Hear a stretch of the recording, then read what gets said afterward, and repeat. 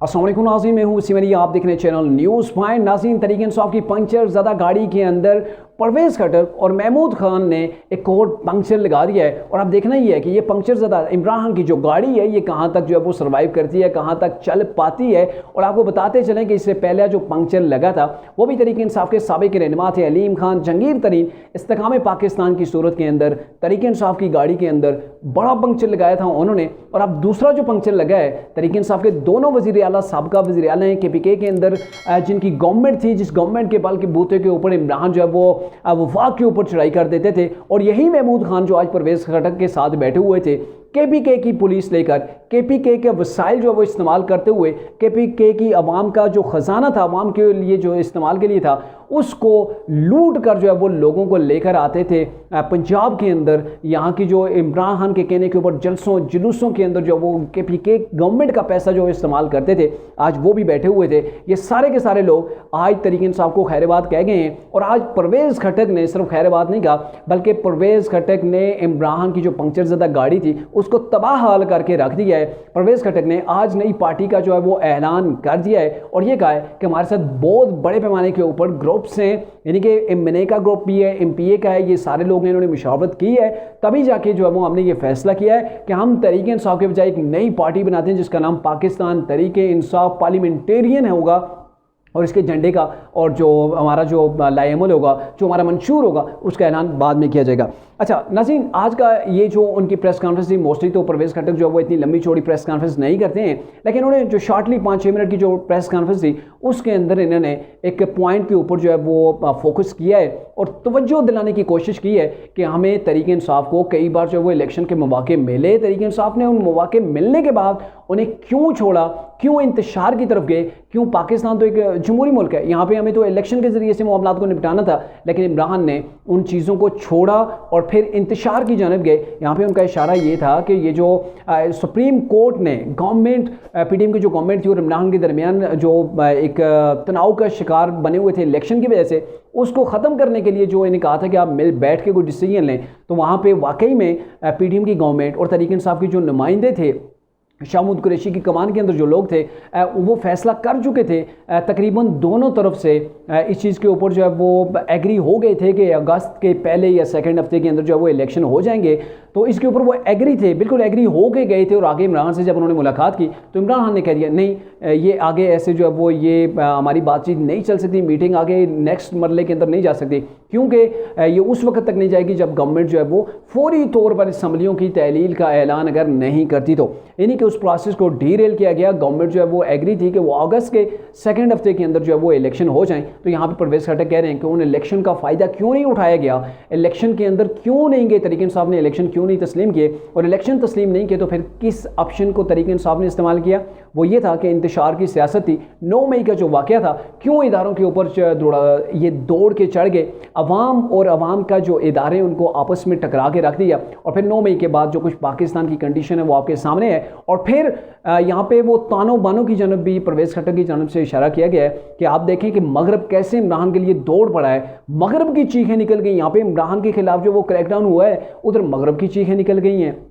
उन लोगों ने इंतहाई सख्त तरीन जो है वो प्रोटेस्ट किए हैं। मैंने पहले भी कहा कि कांग्रेस के 60 नुमाइंदे हैं, उन्होंने एक जो है वो एक रेजोल्यूशन पास की है कि इमरान खान के साथ जो पाकिस्तान के अंदर एक सियासी कुव्वत है उसके साथ बड़ा जुल्म हो रहा है, उसके वर्कर्स को दबाने की कोशिश की जा रही है। और दूसरी जानब इसराइल जैसे मुल्क भी सामने आ गए जो पाकिस्तान के, जिनके अंदर इतनी ज़रूरत ही नहीं होती कि वो पाकिस्तान के अंदरूनी मामलात के अंदर जो है वो इंटरफेयर करें, वो भी सामने आ गए हैं। तो यहाँ पर परवेज़ खट्टर ने राउंड अबाउट जो बार बार कहा है कि यहाँ पे गौर व फिक्र की ज़रूरत है, और आप गौर करेंगे अगर ये राज जो है वो खुल के सामने आ गया तो मेरे ख्याल में जो वो आप लोगों की आंखें खुली की खुली रह जाएंगी कि असल इमरान खान का प्लान क्या था। यानी कि तरीके इंसाफ का उन्होंने नाम इस्तेमाल किया कि तरीके इंसाफ का असल प्लान क्या था। और जो तरीके इंसाफ का प्लान होता है वो आपको पता है कि इमरान खान का होता है। और इमरान खान का जो प्लान था कि वो तो आपको मैं डिस्क्राइब करके अपनी तरफ से भी बता देता हूँ। इमरान खान का ये प्लान था कि वो ऐसे करेंगे, 2 लोग जो है वो उनकी गिरफ्तारी की सूरत के अंदर जो है वो फ़ौज के इदारे की जानब जो है वो बढ़ेंगे, मुजाहिरीन वहाँ पे जाएंगे, जलाओ गिराओ करेंगे। तो इस सूरत के अंदर फ़ौज भी बर्दाश्त नहीं करेगी, वहाँ पे गोली चलेगी, इंतशार की फ़िज़ा पैदा हो जाएगी, पूरे मुल्क के अंदर बदअमनी हो जाएगी। और इस बदअमनी की सूरत के अंदर जो फ़ौज के अंदर है, जिन लोगों ने इमरान को कई बार तसल्लियाँ दी हुई थी, तो वो भी फ़ौज के ख़िलाफ़ बगावत कर जाएंगे। और यूँ पूरे मुल्क के हालात जब ख़राब होंगे तो मुझे वापस दोबारा प्राइम मिनिस्टर की कुर्सी के ऊपर बैठा दिया जाएगा। और प्राइम मिनिस्टर की कुर्सी के ऊपर बैठने के लिए इमरान ने पूरे के पूरे पाकिस्तान को आग के अंदर झोंकने के लिए जो है वो मुकम्मल की मुकम्मल ये साजिश की, जिस साजिश का नतीजा जो है आज तहरीक इंसाफ की वो बगावत तो नाकाम हो गई। और बगावत जब नाकाम होती है तो आपको भी पता है, फ्रांस के अंदर देख लें, वहाँ पे बगावत हुई, जब वो नाकाम हुई तो उन लोगों के साथ कैसे रियासत निपटी है। लेकिन पाकिस्तान के अंदर रियासत फिर भी अपना हाथ होला रखा हुआ है और अभी तक इमरान जो है वो आज़ाद घूम रहे हैं। और सिर्फ घूम ही नहीं रहे बल्कि जो GIT जो मुश्तरका GIT है जो उनकी इन्वेस्टिगेशन कर रही है, उन्हीं के इमरान को जो है वो इमरान आज भी धमकियाँ दे रहे हैं। तो परवेज़ खट्टक ने उस जानब जो है वो इशारा किया और साथ में ये बताया कि हमने KPK के अंदर जो हमारा ग्रुप है, हमने 2 बार जो वो गवर्नमेंट की तो कैसे वसाइल को लूटा। वो तो कह रहे थे ना, हमने यहाँ पे सड़कों के जाल बिछाए, हमने जो है वो पेशावर BRT वो सफ़ेद जो आती है ना, इस मुल्क की किस्मत के अंदर वो सफ़ेद आती बैठ गया, जिसने अरबों रुपए जो है वो खा गया, इस कौम के ख़जाने से जो है वो निकल गया। और पेशावर BRT फिर भी नाकाम तरीन जो है वो तहरीक इंसाफ का प्रोजेक्ट है। हमने जंगलात लगाए, यहाँ सैर सयाहत को तरफरी जो है वो फ़रोग दिया। तो ये सारी चीज़ें वाम जानती है कि आपने क्या कुछ किया। लेकिन यहाँ पे एक पॉइंट है कि तहरीक इंसाफ की KPK से अगर गवर्नमेंट ख़त्म हो जाती है, KPK के अंदर तहरीक इंसाफ डूब गई है, इन्हीं के टुकड़ों के अंदर डिवाइड हो गई है, तो फिर अब इमरान को वो बूस्ट नहीं मिलेगा। यही वो तहरीक इंसाफ थी KPK के अंदर जो इमरान को प्रोटेक्शन भी देती थी, वो अपना सरकारी जहाज़ भी देते थे, इमरान उस जहाज़ को रक्षे की तरह जो है वो इस्तेमाल किया करते थे। और KPK की आवाम के पैसों से तहरीक इंसाफ की सोशल मीडिया टीमें चला करती थी। और आज वो टीम कहाँ है? आज वो परवेज़ खट्टक के बारे में क्यों नहीं बात कर रही? वो महमूद खान के बारे में क्यों नहीं बात कर रही, जो तहरीक इंसाफ की जिन्होंने KPK के अंदर 10 साल गवर्नमेंट की है, जिन लोगों ने 10 साल वहाँ पे गवर्नमेंट की, उनके बारे में ये लोग क्यों नहीं बात कर रहे? जो तहरीक इंसाफ के ये लोग, उसमें नून होता था, कोई ब्यूरोक्रेट होता था, कोई जज होता था, चाहे आर्मी होती, किसी को नहीं मुआफ़ करते थे, सबको ये गालम गलोच करते थे, सबकी माँ दादी बहन जो निकाल के ये सोशल मीडिया के ऊपर रख देते थे और ऐसी गालम गलोच करते थे। आज इन्हें शर्म आनी चाहिए कि आपने जिन लोगों के अंडर 10 साल आप KPK के अंदर परवान चढ़े, आप जिस गवर्नमेंट का पैसा इस्तेमाल करते रहे, आज वही लोग आपके लीडर इमरान को गलत कह रहे हैं। और गलत ही नहीं कह रहे, वो ये इशारे दे रहे हैं कि आप इमरान के ताने बाने ज़रा चेक करें, आपकी अकलें जो है वो